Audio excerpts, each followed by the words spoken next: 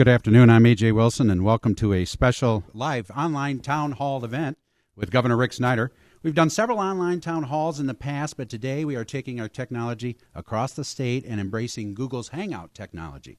In addition to our live studio audience here in Lansing, we have folks joining us live via Google Hangout from Traverse City at the Traverse City Chamber of Commerce and in Detroit on the campus of Wayne State University at Techtown, as well as MSU at the Secchia Center in Grand Rapids. Today's forum will be an open discussion as we take questions from Twitter, Facebook, our studio audience, and from the groups that have gathered at Techtown in Detroit and the Traverse City Chamber of Commerce and Secchia Center in Grand Rapids. Now, live from downtown Lansing in the great state of Michigan, our Governor, Rick Snyder. Thank you. Thank you.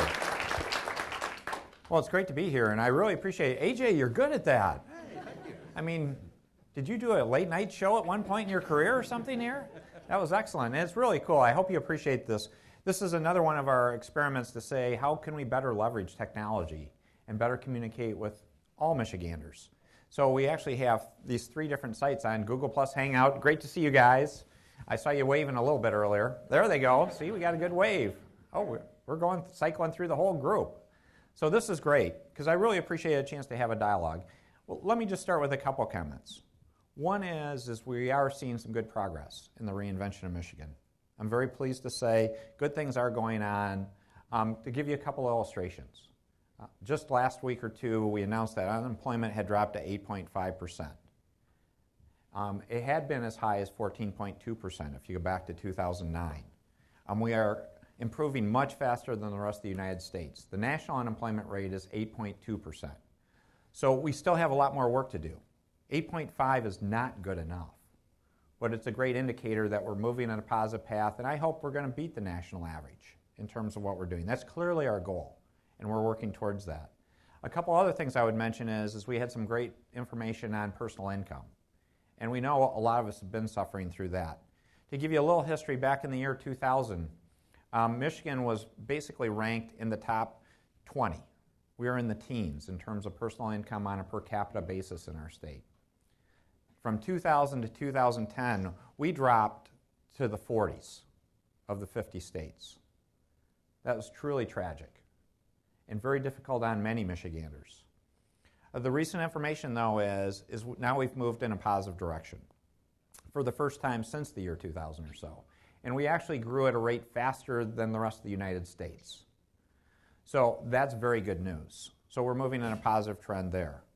So a lot of good things are going on, but our work isn't done by any means. And my view is, in fact, we need to accelerate our efforts. We've been working hard. We've been working in dog years. But we want to keep that up and go even faster and harder to solve these problems.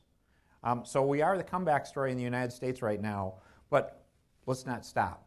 Let's get to the point where we can say Michiganders are succeeding, we're working as a team, we are using relentless positive action and be successful. The other thing I want to mention quickly, because it is important to me, it was a big deal to me, is last week I went off on a trip that the Department of Defense arranged. So I spent a day in Washington, D.C., going to Walter Reed, the medical center, and seeing our wounded warriors there. We went to the prosthetic center and got to see the rehabilitation.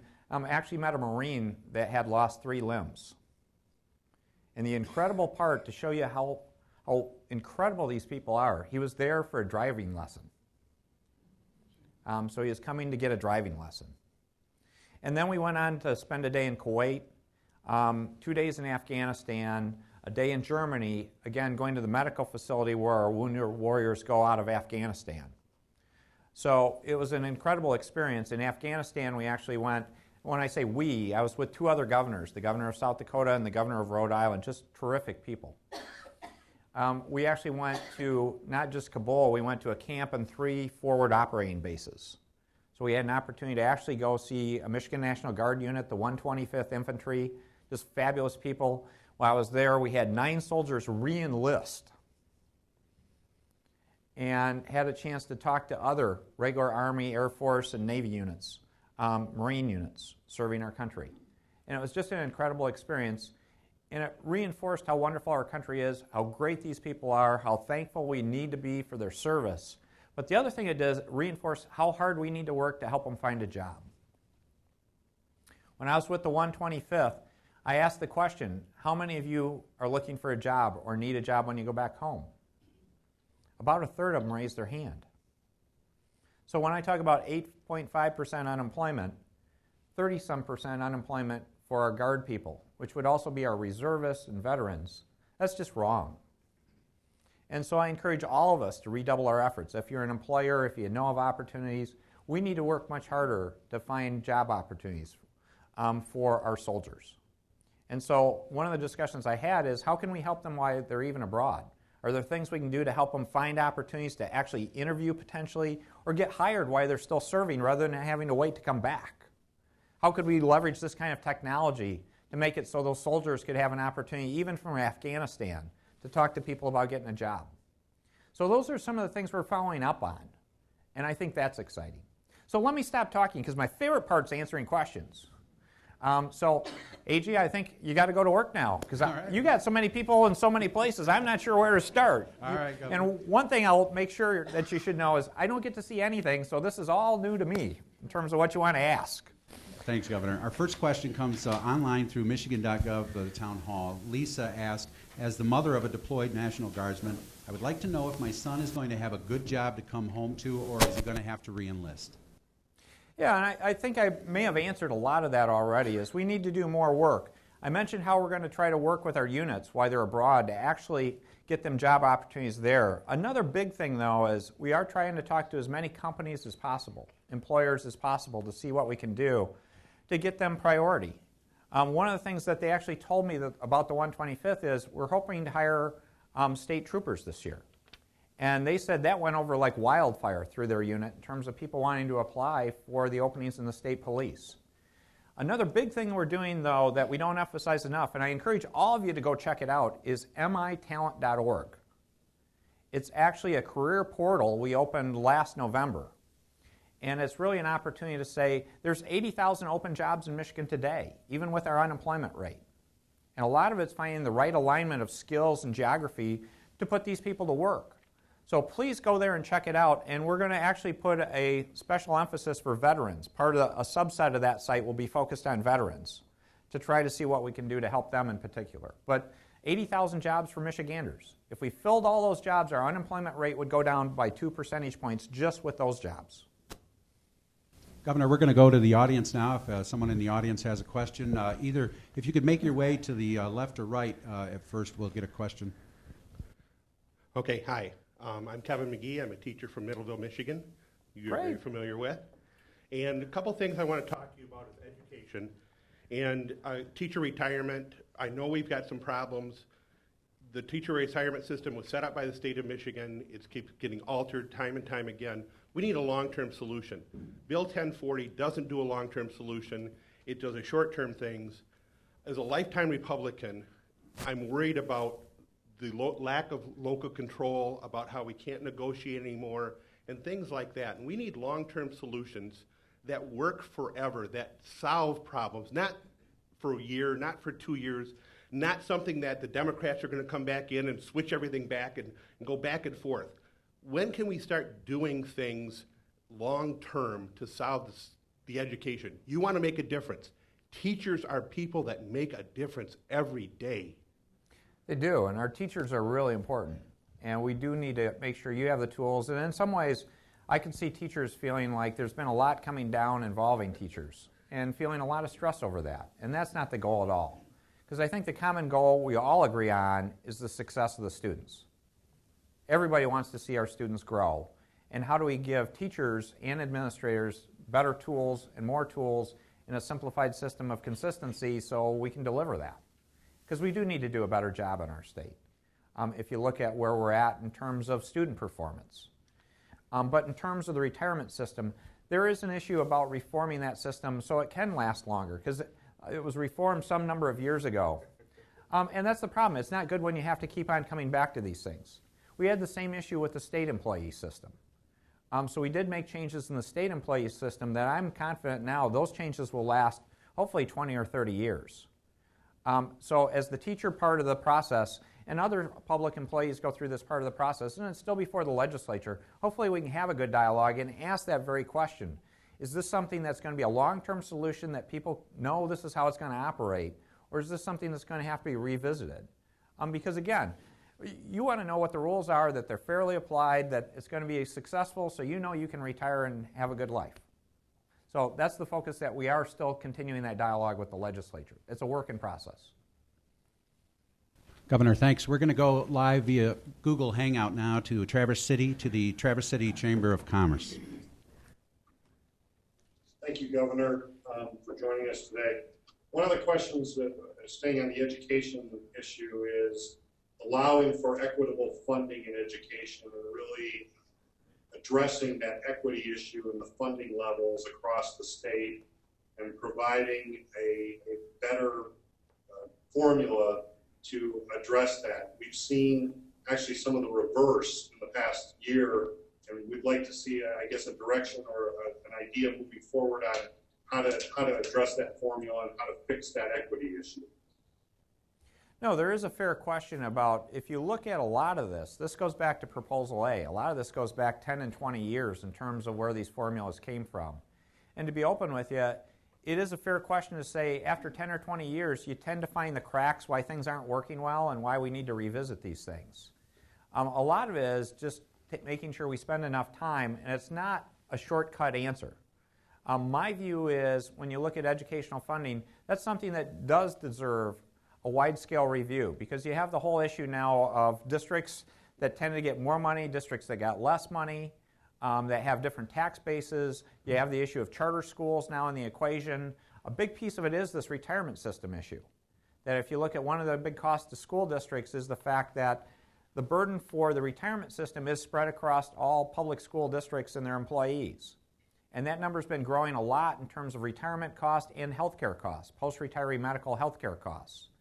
So one of the things we've tried to be helpful with in the near term, because I don't think we were quite ready to have a widespread review of the whole formula, is we actually, last year and this year in our budget proposal, we talked about putting dollars towards those retirement costs to help keep the burden down on school districts and to help deal with that kind of question.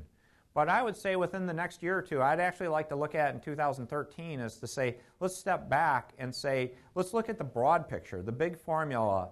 And again, that's where I don't view it as just me coming up with one answer. It's starting the dialogue to say, let's get all the participants in the process having a thoughtful discussion and a factual discussion on how we come up with these numbers.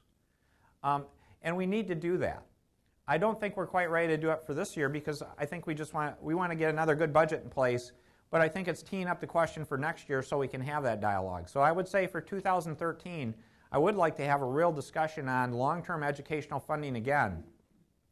To show you how important it is, there is another problem I'll be happy to share with you that we don't talk about very often.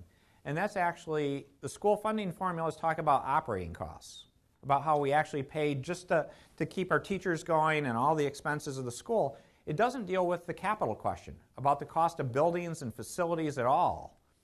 And so, in addition to your point about saying there's inequity in between school districts on the operating formula, this capital piece is a big deal and a big issue, that you tend to have some school districts have wonderful facilities. Actually, if you go to some of our school facilities, they're a lot better than the school I ever went to school in. And then you have other communities that are just having trouble keeping a building open. And they're having, leaking roof problems and other problems. And that's not really right either. So what I would say is, this is a big question, because it shouldn't just be on one piece. Let's look at the comprehensive answer and come up with a better formula to deal with it. Very happy to do that, because we need to do it there.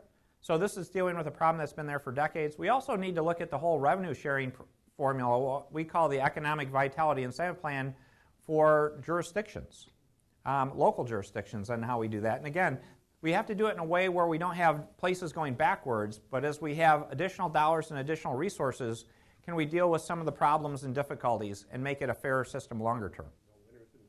Yeah, we want to avoid having people lose, but how do we create a better environment where we have more winners over time? Governor, we're going to take another question from the audience. Good afternoon, Governor Snyder. Sharon Rainier, organic farmer. Recently, you know that agriculture is our #2 industry in the state. And me being a farmer, I was devastated when I heard that the property for the state fair was going to become whoever knows what.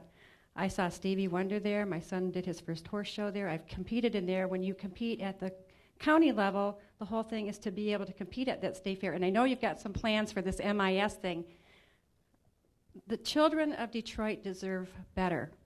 And listen to this, Detroit. I was told by a few state representatives that there are no children in Detroit. It broke my heart. I don't know if you were ever fortunate enough for your family to take you to the state fair, and I talked to several representatives, and they had never gone. The Coliseum, the buildings, and the opportunities, even the land around the Jackson prison, these beautiful farms are all going into disrepair. I do have a plan. I actually applied for Director of Natural Resources from my background from University of Michigan School of Natural Resources, or DNR, anything to help the state of Michigan. What can we do? I called the Department of Management or Budget to see if I could buy that property back for the people of the state of Michigan, because it is our property, and it is our fairgrounds, and it is so important to those children in Detroit. Can I do that? Can I buy it? Give it to me for $1. Our family has run the Wayne County Fair for 45 years, Governor Snyder. Yeah, essentially we just passed some legislation that the fairgrounds is going to go on the state land bank. And the state land bank will put out a request for proposal to essentially say someone can come by and develop it in some fashion. So again, that will be a public process. So you're welcome to propose. It won't be $1 because it is very valuable real estate. And part of it is that's part of it. And the other part is in the legislation we actually said we have these 6 neighborhood groups that surround the fairgrounds as an advisory board, because we want their input, because they would be the neighbors. They're the current neighbors, and we want them to have some voice in this discussion. So the idea is that we'll go out for proposals. So I can't tell you the answer. Again, it really depends on, you're free to put in your proposal. I have some ideas to help develop those areas, but keeping the ag to those areas. Yeah, well, I appreciate that, because again, there are some interesting proposals to do more urban farming in Detroit, and I want to encourage that. Again, that needs to be really supported by the city of Detroit, though, in terms of them taking leadership, because the city has primary responsibility.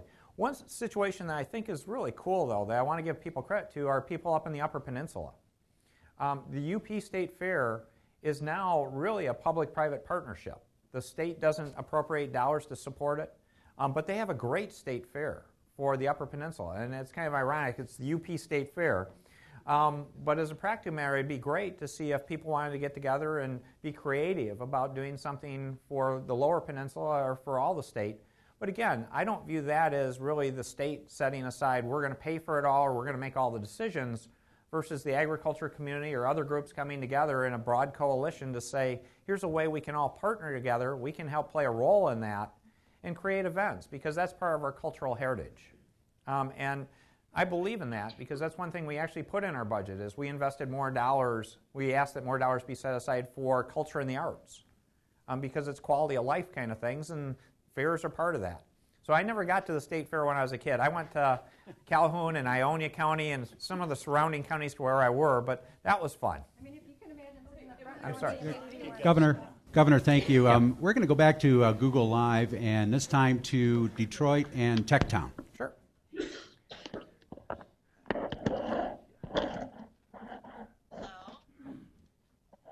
Go ahead, Techtown. Good afternoon, Governor Snyder. This is Sheila Foreman with Techtown. And my question is, what can be done about the horrible transportation situation in the city of Detroit? I've had relatives lose their jobs because they cannot get to them. Do you have a solution for that? Thank you. Yeah, there are 2 or 3 pieces to that, because it is inadequate. That's a big problem in Detroit. Our basic services are lacking, and they need to improve. And I've been very clear to say that's one of the action items we need to look at. And one of the key areas is looking at transit. One of the challenges is the DDOT has a lot of issues. They need to improve how they operate. Literally, if you look at the number of the maintenance situation there, the costs in terms of the structures, they're not in alignment with virtually any other transit system in the United States. And it's really important that we get that, because I don't think a lot of Michiganders understand when people talk about public transit, it's not about just going out. It's about your lifeline to your job. or to get to medical facilities or what you need. So that is something we really want to focus on. But what I would say again, when you talk about DDOT, our role is to be a supporting resource. And that was part of the idea of the financial stability agreement is we're there to support the city of Detroit, but they have to take the primary steps. But the agreement we put in place was to have the city running the city, but the state is there now to be more of a supporting resource on things like transit, on public safety, on some of these very critical issues, to say it's not about just planning, but what can we do to make sure the city's financially better off and can implement actions that can improve things like DDOT. So that's very important.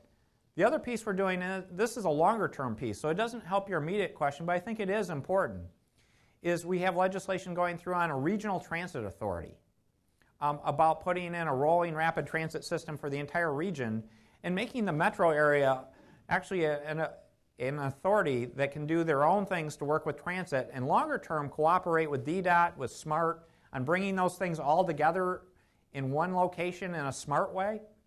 And so hopefully that legislation will go through, and it involves essentially the three counties you'd always expect: Wayne, Oakland, and Wayne, Oakland, and Macomb, the city of Detroit, but it also includes Washtenaw County. So that's a starting point that will be a longer-term solution, but it's a way to deal with a question we've had for far too long. Because when I started looking at the regional transit question, I had people on our team come up and say, did you know this is attempt 24 on getting something done? This problem's been there for decades, and the solutions have not been good. So what I can tell you, we're focused on building a longer-term framework for regional success, and we're very happy to support the city of Detroit on working through a better way to get more immediate action in terms of improving things like DDOT, because it is important for people to get to work. Governor, off of Facebook, Chad asked, who is paying for the opposition to the new bridge to Canada, and why are they doing it? We're going to build that bridge yet. It's the right thing to do is to build it. In terms of who's opposed to it, it's largely one special interest. It's the Ambassador Bridge Company. It's fairly straightforward. They've spent probably upwards of close to $5 million running misleading ads that simply are wrong. I understand them spending money because essentially they have a situation where they don't have competition and they can charge their tolls and do relatively well or very well from a financial point of view. But if you look at the long term and what's in the best interest of Michiganders, it's jobs. And when I say jobs, there would be a lot of construction jobs with this project, but that's not the jobs I'm talking about. It's about international trade. And it's about international trade all through Michigan. Because if you look at a map of the United States, have you ever done this? Look at a map of the United States, and it's easy to pick Michigan, right? Because we're a peninsula. And that is a very bad thing if you want to be in a job-creating environment, because it means you're at the end. Now, if you pull out a map of North America, and you draw a circle from Montreal to Chicago, it's a third of the North American economy is in that stretch. And what's in the middle of that stretch? Michigan. So the point is let's create opportunities to go back and forth, because a lot of our job opportunities in the future are tied to that corridor. The part about the bridge that is so cool is because of our partnership or relationship with Canada, they would advance up to $550 million to pay for all the Michigan infrastructure costs of doing this, the exchange, all the connections, all those kind of things, and we wouldn't have any obligation to pay them back. It would be paid out of the tolls from the bridge. So there would be no obligation to Michigan taxpayers for this project. That's a pretty good deal, folks. You don't get a better deal than that. The other part is we're arranging it, we're working on it, so those dollars can be used as federal road matching dollars. So we could literally use those to help get federal dollars to do road projects in every corner of Michigan. That's an even better deal. And when sometimes people talk to say about, well, you got the public sector competing with the private sector, well, the bridge itself, if you think about it, we've been going through lawsuits over the Ambassador Bridge because we've been trying to get interchanges done there. But if you look at this new project, it's really a case the bridge itself would be built and financed by a private party. That's free enterprise. Let's build this bridge. Thank you, Governor. Our next question comes again from the live audience. Yeah, Joe Gormley, retired veteran of the Korean War, and the GI Bill was a gateway to my success at Ford. And it's time in my life now to give back. I was just recently elected to the board of directors of the Paquette plant. That's where Ford built the original Model T. Great. And it's down in Detroit. There's been a bunch of volunteers working on it for a dozen years now and kind of moving at a snail's pace. Roof still leaks, needs lots of things, okay?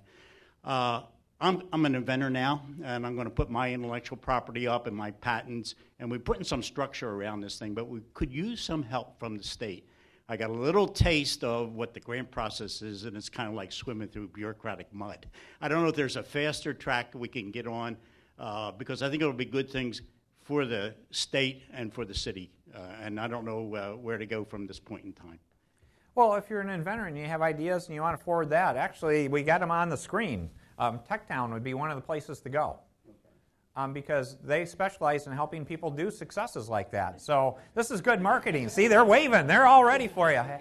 We could take the original template that was successful for Henry Ford and parlay it into the future. So I got lots of ideas on that line. Yeah, and I want to compliment TechTown. We've got in Detroit. We've got a number of groups around the state. So for people that want to be innovators, entrepreneurs, and we want to encourage that, because go look. Find these places. We're happy to connect you with these great organizations, because it's not about bureaucracy.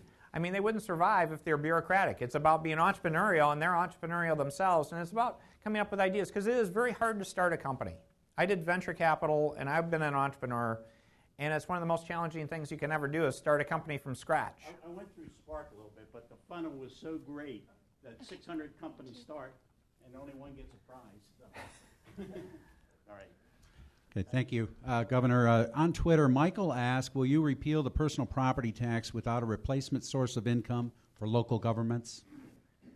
Well, I appreciate the question on personal property tax. And this is a confusing topic because a lot of people, let me give you a little background, because you'll hear about PPT and all this kind of stuff, and I bet if I took a poll of this audience, I said PPT, it wouldn't mean a whole lot, or personal property tax. And what we have in Michigan is a system. We're all used to real property taxes. If you own property, you'll pay on your house and things like that. Personal property tax is the equivalent for non-real property. So equipment, fixtures, all those movable things, is many jurisdictions have a tax that they apply on personal property. And they apply in 2 or 3 categories. There's a category for utilities, there's a category for commercial property, like retail stores, and there's a category for industrial property.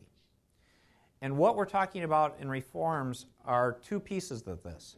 One is to say, can we eliminate the personal property tax on industrial property? And why do we say just industrial property? Because that's where a lot of jobs come from. Because if you have manufacturers being created and those kind of enterprises, and they tend to be very capital intensive, where they have those big stamping machines, or they're essentially very expensive electronic equipment, that can be a deterrent to saying you want to set up in a community if they're going to tax you a lot on that. So we want to get rid of that barrier. So it's actually a benefit to the communities that have a PPT to say that piece of it go away, because they become much more competitive. So people want to set up more in that community. So it's actually, if you ask the community, as long as their revenue questions dealt with, it's very much a positive. The second piece we're talking about is creating on some level that for very small enterprises, the startup business, that if it's below a certain threshold, and they're talking about $40,000 worth of equipment, it wouldn't pay any tax. And that would take most payers out of the system. So these would just do those 2 pieces that I think are really good, smart things to do. But the issue is the very question you ask, AJ, is the replacement revenue stream. So what we proposed is we have a bunch of tax credits that we'd given out in past years that account for about $500 million a year. This year we'll probably pay out about $500 million in tax credits. So think about it. When we did the budget, we started minus $500 million that none of us really planned on. So as those go away, that will free up to say there'll be revenue available that we're suggesting that revenue stream go to help make up for the loss of revenue to these local jurisdictions. And the question we have open that is part of this process is asking the local jurisdictions to all come together to say, give us your formula as to how you would like those dollars to come back to you in some fair fashion over time. So that's the open piece on the legislation, in my view, is the process should go forward, but let's make sure local jurisdictions are coming forward to say, we need to be, feel that we're getting a replacement stream that's satisfactory so we can keep being successful and give great service to our citizens, but at the same time it'll allow us to be more competitive for the long term and build better jobs. So that's kind of the status is, it's in the pipeline, but we need to have more dialogue with local jurisdictions. We're going to go back now to our Google Hangout, this time to Traverse City, to the Traverse City Chamber of Commerce.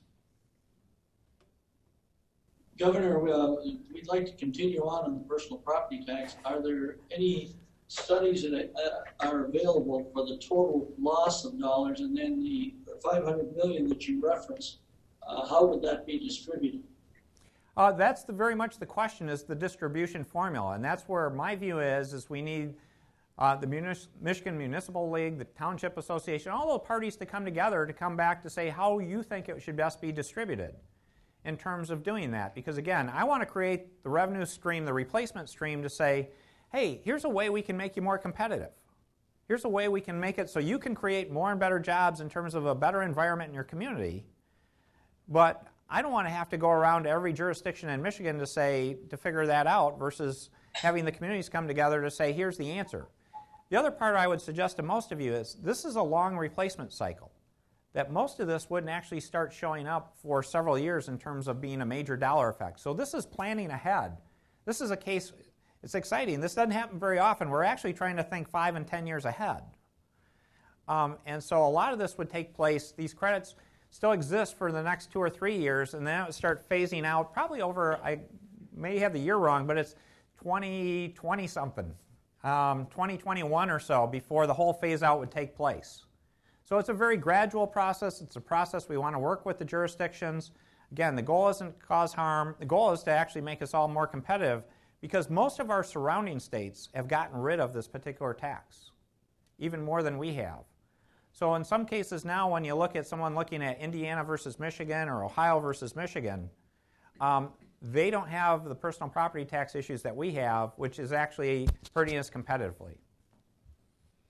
Governor, we're going to stay with Google Hangout, and this time go to Grand Rapids to the Secchia Center. Now, we understand that most of the students are in class right now, but we do thank the few that were able to participate. Now to the Secchia Center.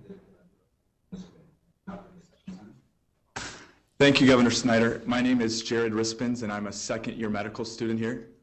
And I was just wondering what you think about GME funding. In the past few years, there's been an increase in medical schools, both with the new medical school at Oakland as well as CMU and Western. And yet there has not been an increase in residency spots, mostly due to the lack of GME funding and the cuts there. What is your administration doing to ensure that there will be a spot for me once I get out of residency in order to stay in Michigan and work for the people of Michigan here? Yeah, GME funding, which is graduate medical education funding, is something that is a challenge because we are in difficult budget times still. So last year we did have to deal with that issue, and that was one of the areas we did have to do some cuts in because we had a $1.5 billion deficit. Now, obviously, we need more doctors longer term in Michigan, so we need to work on that. But that needs to be a thoughtful process, and what I would say is we've been clear to communicate to the new medical schools and such, they shouldn't automatically count on this because, again, we have a challenging environment. We need to do it in a thoughtful fashion. The other one is to say, is there some discussion we should be having about prioritizing the amount of dollars and where those dollars go in terms of, is it to primary care people versus specialists and some of those kind of issues? Because one of the things that concern me greatly, particularly in some of the rural and urban areas, if the more extreme rural and urban areas, is making sure we have enough primary care physicians in those geographies. So that's something that should be part of this discussion. So it's an ongoing dialogue, and it is still a challenge. But as we grow, I hope we can work through that, but let's focus in on where our greatest needs are in Michigan and how do we encourage it and how do we help you be successful because we want you to be practicing in Michigan. Governor, online through Michigan.gov Town Hall, Karen asked, how do you intend to bring jobs to Michigan? We have too many people out of work. Yeah, well, the first thing I'd tell you, I mentioned unemployment and how we do need to improve. We've come a long way, but we need to get better. It was interesting how that question was asked, though. And that's something I think is worth stopping for a moment on, because how are you going to bring those jobs to Michigan? Well, that's the way people always sort of viewed it is how do you go get some big company to come to Michigan? And the way we always did that was going to buy them into our state with a lot of those tax credits I just talked about. We'd go out and say, hey, here's some huge dollar package of tax credits to come bring some jobs to Michigan. That's not the right answer. The right answer is helping Michiganders succeed. Because when you buy those big packages, when you spend those dollars, they're not free. Basically, you have a couple choices. One, they come out of your pocket as a taxpayer. Essentially, we have to raise the tax rate for every Michigander is higher than it needs to be to pay for those tax credits. And I don't think that's a fair answer. So my view is the first thing is we should do something called gardening, economic gardening. Because most jobs that are going to be created by people right here. It's not by people simply moving to Michigan. And so our primary focus is how do we create the best environment where government's not picking winners and losers. Government's role is not to create the job, but to create an environment where jobs can flourish. And so that's a lot of the reforms we've been doing, and it's working. That's why we did tax reform, regulatory reform, having a balanced budget, workers' comp reform, unemployment insurance reform. If you looked at Bloomberg, one of the big financial services rated us number 2 for an economic place to be of the 50 states. We came in number 2. And this gets viewed by financial professionals all over the world. When they're looking at states and for exciting places, we're showing up as number 2 now. That gives encouragement to people to bring jobs, to grow jobs right here in Michigan. And ultimately, I do some missions and we do some work to bring people into Michigan. But I go back to Business 101, if you think about it. What's the best way? Well, let me stop for a second and back up. What's the most important thing if you're a challenged customer? If you have a challenged business and you're trying to have customers and build your business, do you take care of your current customers first or do you go after new customers? Business 101 is you always take care of your current customers first, which are Michiganders, before you worry about the other customer. The second piece is what's the best marketing to get somebody to become a customer? It's not the ad you run. It's not what you do. It's word of mouth from happy customers. So a lot of this is we're going back to the fundamentals that in your professional life, your business life, any other part of your life, you would follow these very same principles that we'd sort of lost our way at the state. So we're going back to saying let's focus on gardening Michiganders first and foremost because that's where most jobs come from. Build that base, have that be successful, and that's the best way to encourage people from around the country to say Michigan's the place to be. It was great. Last night I went to GE's a dinner because they're holding their annual meeting in Detroit today. And they're very excited about Michigan. They just announced they're adding 350 more jobs in Van Buren Township. And I always see the announcements, but I had a chance to talk to them, and they are fired up about the talent they're finding in Michigan. That's the kind of word of mouth we want, is it's great results. And a company like that, I view that as the kind of path to success we just need to keep reinforcing. Relentless positive action. That's the relentless one. I'm going to stay on that one. Thank you, Governor. Again, from onlinemichigan.gov/townhall, Mike asked, do you support fracking and why? Well, fracking, many of you probably aren't familiar with the term fracking. How many people know what fracking is? Oh, actually, it's pretty good in terms of our fracking experts here. For those that you don't, fracking is actually a system to recover more natural gas when you drill a well. It's basically a system of injections and with chemicals and water and sand where you actually have an opportunity to extract a lot more natural gas than you would without it. And the interesting part is fracking has become a big issue because the United States as a country, one of the exciting things we found is we have a lot more natural gas reserves than what we knew of.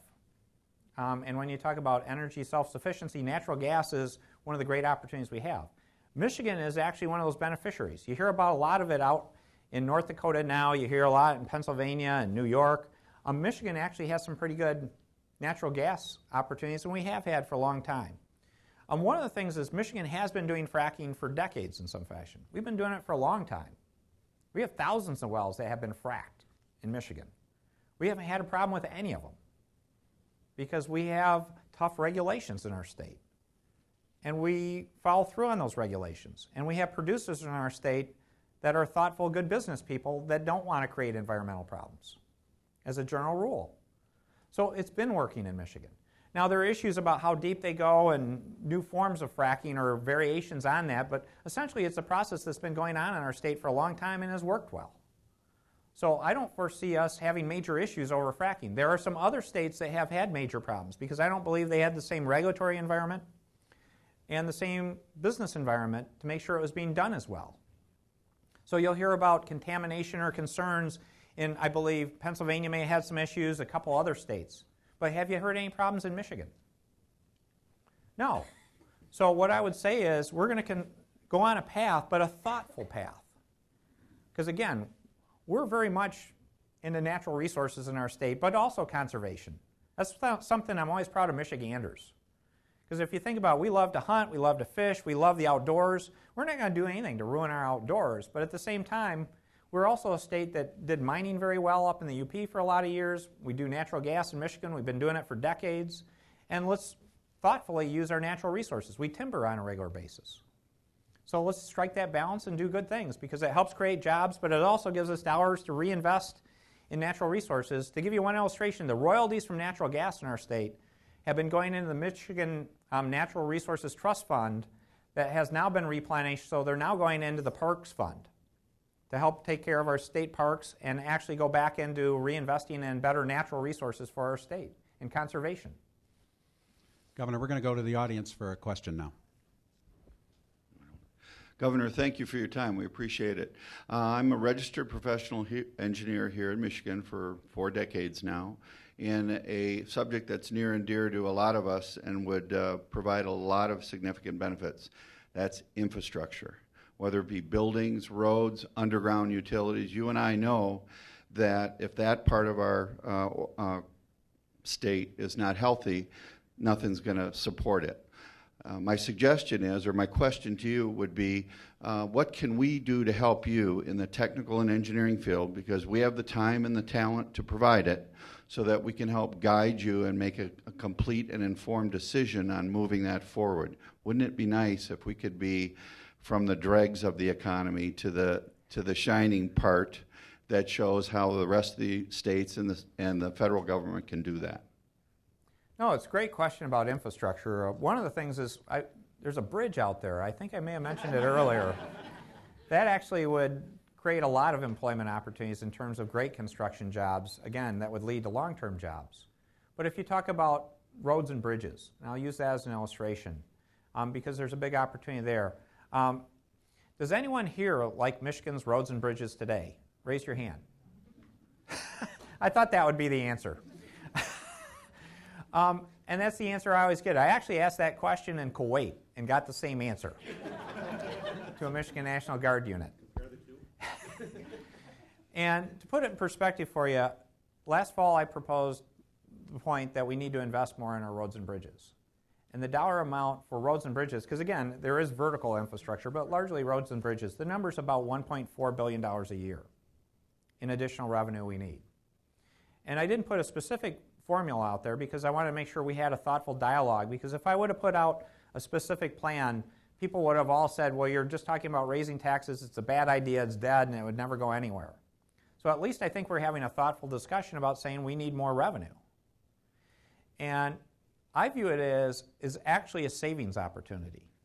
This is a problem we have in government, and this is the part you could help with in terms of helping explain this to most of us. Because if you look at it, I'll go through this fairly quickly and let me know if I'm going too fast, but roughly about 80% of our roads and bridges are good to fair in Michigan, our roads. And we say that's not good enough, right? So if we don't make this investment that I'm talking about on an annual basis, approximately this additional $1.4 billion every year for the next 10 or 20 years, our roads and bridges will go downhill. And the projected percentage of good and fair in about 10 years or so is about 36%, 35, 36%. So if it were at 80% today, just think how happy you'd be at 35%. And then ask yourself the question, it's like preventive maintenance, that if we put these dollars in, we can actually keep it there or hopefully go up some. If we don't do that, what happens in 10 or 15 years? It's going to cost a whole lot more than the equivalent of $1.4 billion a year, because once it falls into disrepair, what's the difference between maintenance cost and rebuild cost? it can cost 3 to 5 times as much. Is that a fair estimate? Not even more. To use to say it would cost 3 to 5 times as much or more from the expert here to say to rebuild these versus actually doing it in a smart value. So part of the problem we have in government, in the public sector, when citizens look at this, is we always just think about 1 year. So it's not right to think about this as $1.4 billion over 1 year. The right answer is over 20 years. You can argue it's $28 billion, but that's a whole lot less than spending $50 or $60 billion. And the other part is, well, you can say that's someone else's problem later. Yeah, but I don't think any of us really want to dump that problem on our kids. I don't want to leave this bill for my children. And I don't believe most Michiganders would like to say that either. Let's be responsible and pay for what we use and do it the smart way. So this is something I'd really appreciate you communicating to the people you know, to say, let's not think about it as just a 1-year cost. Let's say how this is actually saving us money over the long term. And that's the part of the analysis I'd really appreciate engineers, the people that are in the know, help explain that. Because, again, it's changing the question to something that I think most people understand the analysis, but no one's explained it that way to them. Well, and the other thing it will do, one quick question, is that it will build the trust, and we'll help you do that. So I will be part of the solution and leave you my card. Thank you. Governor, thanks. If anybody in the audience, whether you're here in the studio audience or online or watching via Google Hangout, if you still have questions that weren't answered today, remember that we have staff standing by to assist. You can call us at 517-335-7858 or join us online, facebook.com/Rick for Michigan, or Twitter at OneToughNerd. And don't forget our new program. Still works, guys. I can't help it. I'm still a nerd. Ask Gov Snyder. Be watching for that on YouTube. Governor, some closing remarks. Yeah, well, I appreciate you coming today. And hopefully it's worthwhile, whether you're here physically in person or you're here with us virtually. Because I think it's a great format. And we want to continue this path of having a dialogue. And I'll use this last question as an illustration. Because what I would say in a lot of cases, too often people just sort of have a response when we talk about doing something like investing in our roads. There's the partisan side of it, there's the geographic side. Everyone sort of has an immediate reaction, and they sort of lock in to say, well, this is the same old thing again. And this is why I like it or I don't like it. And that's the beauty of having events like this, I hope, because it's a chance to step back and have a dialogue. And that's why I really enjoy questions and answers much more than simply talking to you. Because it's a chance to hear what's on your mind, because I'm here to serve you. You're my customer. And what I'd like to do is have opportunities to go through and talk about why it's not a 1-year question, it's a 20-year question or a 30-year question.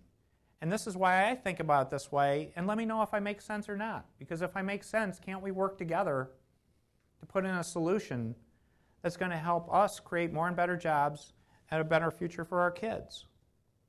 So I really appreciate you spending the time. Let us know how you like this, because you'll have an influence on how often we do this and whether this format works or not. So it's great. Thanks for sharing this. I always enjoy it. I learned something. And we are going to reinvent Michigan with relentless positive action. Thank you.